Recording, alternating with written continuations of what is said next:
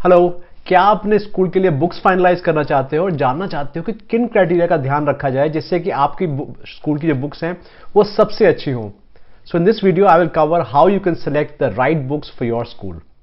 My name is Amol Arora. I'm the managing director of Shamrock and Shamford Group of Schools. We're a chain of 650 play schools, primary schools and secondary schools spread across India, Nepal and Bangladesh, and we are opening one school every week.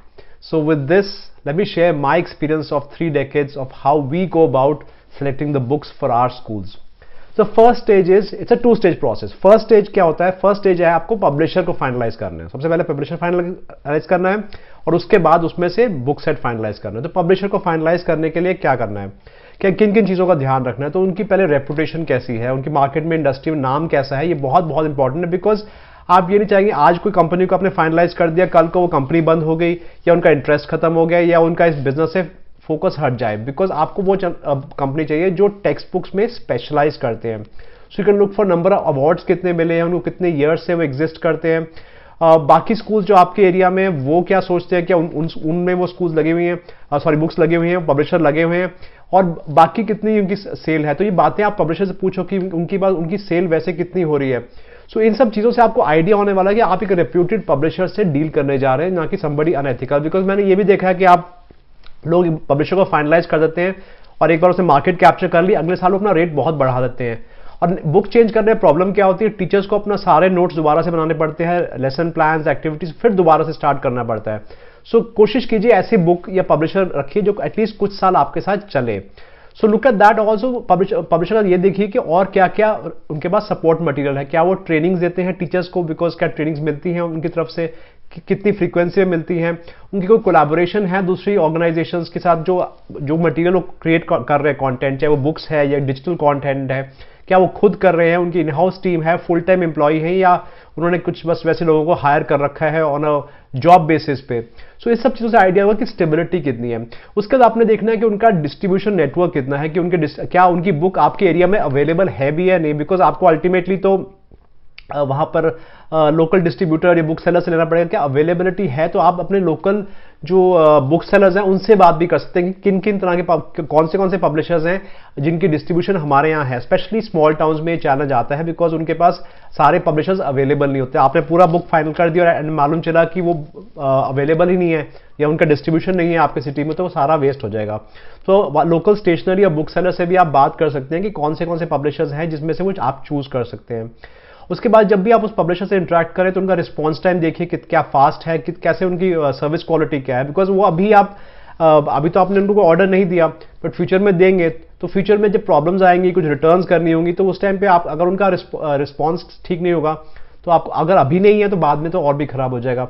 Also look at the return policy. Because जब भी आप order करेंगे तो exact number of students आएंगे नहीं. Suppose आपने 50 का order कर दिया, आपके पास 45 बच्चे आए तो 5 एक्स्ट्रा है, तो वो रिटर्न पॉलिसी क्या रहती है उनकी, और कब तक अलाउड होता है रिटर्न करना. बिकॉज कई बार क्या होता है, आपने बुक फाइनलाइज कर दी, उन्होंने कहा सर हम रिटर्न सिर्फ 1 महीने बाद तक लेंगे, बट अगर नवंबर में बच्चे की बुक हो जाए, उसको बुक चाहिए एक्स्ट्रा, तो वो बुक का अरेंजमेंट कहाँ से होगा.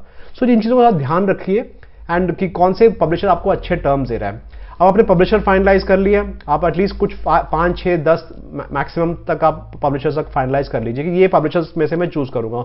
उनसे उनकी बुक्स के सैंपल मंगवाइए. अब आप आइए बुक के ऊपर. तो सबसे पहले बुक को ना पकड़ के देखिए कि बुक को पकड़ के अच्छा लग रहा है या नहीं, उसकी क्वालिटी कैसी है, क्या बच्चे की जो एज है उसके हिसाब से वो बुक है बनी हुई है. विच मीन्स अगर बच्चा बहुत छोटा है तो बुक कहीं बहुत हैवी है, बहुत बड़ी ना हो, और अगर छोटा है तो उसमें इलस्ट्रेशंस वगैरह है, देखने में अच्छा लग रहा है या नहीं, क्वालिटी है एकदम ऐसे से हिला के भी देख सकते हैं, तो अप्रोप्रिएट है, जो फॉन्ट का साइज है, जो राइटिंग साइज है, उस बच्चे की जो रीडिंग एबिलिटी है उसके हिसाब से है. बिकॉज मैंने ऐसे बहुत बुक्स देखी छोटे बच्चों के लिए, लेकिन बहुत छोटे प्रिंट में लिखा होता है. बिकॉज जब प्रिंट छोटा हो जाता है तो क्या होता है कि वो उनके पेजेस बच जाते हैं. एट द सेम टाइम ये ना हो कि बुक बहुत लंबी बन जाए, बच्चा बहुत छोटा है, बहुत बड़ी बुक वो पसंद नहीं करते पेरेंट्स भी, और बुक ज्यादा होगी तो ऑब्वियसली नंबर ऑफ पेजेस ज्यादा होंगे तो वो प्राइस भी ज्यादा हो जाएगी. सो आपको बैलेंस करना है जो राइटिंग जो साइज है उसका फॉन्ट का, बच्चे की नीड प्लस इकोनॉमिक्स को दोनों को देखते हुए. उसके बाद जब बुक आ जाए आपके सामने, उसके कंटेंट को जज कीजिए. कंटेंट ऑब्वियसली आपने देखना है जो आपका करिकुलम आप जो भी फॉलो कर रहे हैं उसके हिसाब से होना चाहिए, अपडेटेड होना चाहिए. उनसे पूछिए कि आपने लेटेस्ट कब अपडेशंस करे थे, किस साल में करे थे, और जब बुक को वैसे थोड़ा स्टडी कीजिए कि आपकी जो अपनी वैल्यूज है स्कूल की, जो आपका अपना संस्कार है, वो उससे मैच करता है या नहीं। Are the different kind of characters in the, does it show मतलब थोड़ा एम्पैथी, उनमें जो स्टोरीज हैं, बिकॉज सिर्फ कंटेंट नहीं, because you have to look at book sets not as just कि कंटेंट पढ़ाना है, बट और चीजें भी होनी चाहिए उसमें। तो बच्चे को एक ओवरऑल डेवलपमेंट होना चाहिए, मौका होता है लाइफ स्किल्स पढ़ाने का, उनको एम्पैथी है, उनके जो अंदर, जो बच्चों के अंदर डर होते हैं, वो डर को वो एड्रेस करना चाहिए। उसमें ह्यूमर हो सकता है, जो बच्चों को अच्छा लगता है, अगर बुक में थोड़ा फनी ह्यूमर हो। तो एक्टिविटीज किस तरह की है उसके अंदर, जो क्वेश्चनिंग है वो कैसी है, बिकॉज क्वेश्चन जो क्या वो बिल्कुल ऑब्वियस क्वेश्चन है, बुक में एक लाइन लिखा हो उसी क्वेश्चन है, या एक्टिविटीज हैं उसके अंदर, या जो क्वेश्चंस हैं वो थोड़े डीपर क्वेश्चन है, जैसे बच्चे को सोचने पे मजबूर हो। Plus what kind of home activities जो है, आर दे इंटरेस्टिंग, क्या आपको, अगर आप वो बुक पढ़ रहे होते, क्या आपको अच्छा लगता हो वो करने में, would you have enjoyed that homework जो उस बुक में है। Look for these kind of things कि बुक को थोड़ा डिटेल में जाइए, ना कि सिर्फ कि हाँ सारे चैप्टर्स फिनिश कर दिए। चैप्टर्स फिनिश करना एम नहीं है, उसके इलस्ट्रेशन बुक पढ़ते हो तो क्या बच्चे को अच्छा लगेगा, जो क्वेश्चंस है क्या आपके टीचर्स के लेवल के हिसाब से है, आपके संस्कार के हिसाब से है, जो आप चाहते हैं, the vision that you have for your school, क्या वो विजन उसमें इनकॉर्पोरेट हुआ है या नहीं। सो उसके बाद शॉर्टलिस्ट करने के बाद उसमें से और फिर उनसे पूछो कि और रिसोर्सेज क्या देने वाले हैं, क्या हमारे टीचर्स को ट्रेनिंग देने वाले हो, क्या इसके साथ कोई ऑडियो बुक मिलने वाला है, क्या ई बुक है इसके साथ, क्या इसमें सॉफ्टवेयर मिलने वाला है, कोई मल्टीमीडिया कंपोनेंट्स है, और क्या क्या देने वाले हैं। बिकॉज आजकल डिजिटल कंटेंट प्रोवाइड करना पब्लिशर्स के लिए बहुत ईजी है, बिकॉज उसमें उनको कॉस्ट नहीं आती। हर बुक को प्रिंट करने में कॉस्ट आती है, बट डिजिटल कंटेंट बनाने में सिर्फ वन टाइम कॉस्ट आती है। सो जो चेक आस्क दिस क्वेश्चन कि कौन सी कंपनी है जो आपको और सप्लीमेंट्री सपोर्ट देने वाली है। अगर टीचर ट्रेनिंग है तो फिर टीचर ट्रेनिंग क्या ऑनलाइन होगा या आपके स्कूल में आएंगे। सो कुछ पब्लिशर्स ऐसे हैं जो बुक फेयर्स लगाते हैं आपके लिए, अगर आप उनकी बुक लगाते हैं। कई कंपनीज स्कूल मैनेजमेंट सॉफ्टवेयर तक देते हैं साथ में कॉम्प्लीमेंट्री। सो पूछना चाहिए, यू शुड आस्क देम कि और क्या क्या दे सकते हैं, बिकॉज समटाइम्स वो प्राइस पे नहीं निगोशिएट करते, बट वो ये देख लेते हैं कि उनको और वैल्यू एडिशन देने में उनको कोई प्रॉब्लम नहीं होती। Then finally also look at positive reviews होने चाहिए। अगर आप उसके अमेजॉन पे बुक सर्च कर सकते हो सकता है अमेजॉन पे बुक पढ़ी हो, तो अगर अमेजॉन पे है तो उसके रिव्यूज वगैरह कैसे हैं। कुछ बुक को अवार्ड्स मिले हैं, कुछ और स्कूल्स जो हैं प्लस बिग चेन्स जो है, जो बड़ी चेन्स है, क्या वहां वो बुक लगी हुई है, क्या ये बुक डिफरेंट लैंग्वेजेस में ट्रांसलेटेड हुई है। So if you can find out these good components, ये सब इंडिकेटर है कि बाकी लोगों को भी बुक अच्छी लगी है, पॉपुलर है। आज टाइम किसका प्रिंट रन कितना है, कितने स्कूल्स में लगी, वो बताएगी कहाँ कहाँ लगी हुई है। तो ये सब चीजें पूछना बहुत जरूरी है। एंड फाइनली कॉस्ट बहुत इंपॉर्टेंट है। आप ये चाहेंगे जो आपने 3-4 बुक्स फाइनलाइज कर शॉर्टलिस्ट कर ली, आप उनका बैक कवर पे जाकर उनका प्राइस देखिए। अगर बुक का प्राइस जो भी है और बाकी इसका सिमिलर है तो इट्स ओके, बिकॉज एक साइंस की बुक है, मैथ की बुक है, जो सब स्कूल्स में लगी उतना ही प्राइस आपका है, तो पेरेंट्स को प्रॉब्लम नहीं होगी। कई पब्लिशर्स क्या करते हैं, अपनी एमआरपी बहुत ज्यादा बढ़ा देते हैं। तो मैंने देखा है पब्लिशर्स 100-200 रुपीज ओवर मार्केट। उसका 2 रीजन होते हैं, एक तो उनके मार्जिन ज्यादा है, उनको अपना ज्यादा मार्जिन रखने की आदत है। हो सकता है वो किसी फॉरेन कंपनी के ऑथर हैं तो वहां पर उनको रॉयल्टीज देनी पड़ती है उन फॉरेन ऑथर्स को, ये भी कई बार रीजन होता है। कई बार इन कई कंपनीज ने जो अनएथिकल होते हैं वो अपना कमीशन बहुत रख लेते हैं कि जो भी प्रिंसिपल होंगे स्कूल होंगे उनको एक किकबैक मिलेगा, मैडम हमारा बुक लगवा दो, हम आपका ध्यान रख लेंगे। तो उन्हें अल्टीमेटली लेना तो कस्टमर से ही है, तो अपनी प्राइस बढ़ा देते हैं।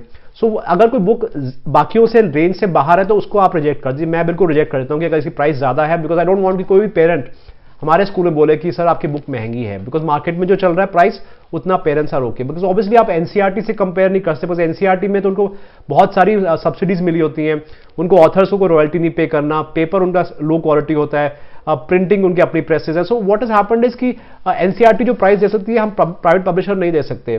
बट अगेन क्योंकि गवर्नमेंट वो जो सैलरीज हैं वो उसको काउंट नहीं करती बुक की प्राइस में, सो ऑब्वियसली सबको लगता है कि सस्ता है, बट वो आफ्टर ऑल हमारा ही टैक्स पेयर्स मनी है।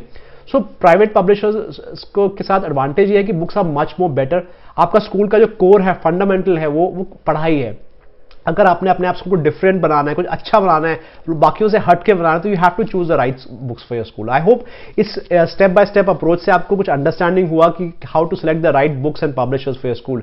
अगर आप एक स्कूल चला रहे हैं या स्कूल चलाने का प्लान कर रहे हैं तो मेरा वेबिनार जरूर अटेंड कर लेना, जिसमें मैं A to Z कवर करूंगा on how to open a successful school. और उस वेबिनार में बहुत सारे रिसोर्सेज, चेकलिस्ट, डॉक्यूमेंट्स मिलेंगे, प्लस आपके जो भी क्वेश्चंस हैं मैं लाइव उस वेबिनार में भी आंसर करूंगा। अगर ये वीडियो अच्छा लगे तो इसको एक थम्स अप जरूर देना, ताकि मैं और ऐसे वीडियोस बनाता रहूं आप जैसे एंटरप्रेन्योर्स के लिए। और अगर सब्सक्राइब अब तक नहीं किया तो प्लीज सब्सक्राइब बटन और बेल आइकॉन को भी जरूर क्लिक करना। और do let me know finally आपने कौन से पब्लिशर को सिलेक्ट किया है कमेंट सेक्शन में। आई लव टू नो कि कौन पब्लिशर्स इस टाइम पे अच्छा कर रहे हैं, और आपस में हम शेयर करेंगे कि जो अच्छे पब्लिशर्स हैं, जो उनकी अच्छी बुक्स है, I think we should help them reach a bigger audience. कि उनकी वजह, अगर इस वीडियो की वजह से अच्छे बुक्स और अच्छे पब्लिशर्स ज्यादा से ज्यादा मार्केट हो पाए तो इससे अच्छी क्या बात हो सकती है। जरूर मेंशन कीजिए कमेंट्स में कि आपने अपने स्कूल के लिए कौन से बुक्स लगवाई। So again I see you in my webinar. अगर वेबिनार अटेंड नहीं किया और A to Z of opening a successful school, so I see you there. Wish you all the best in your school project. I hope ये video आपको अच्छा लगे। Bye bye.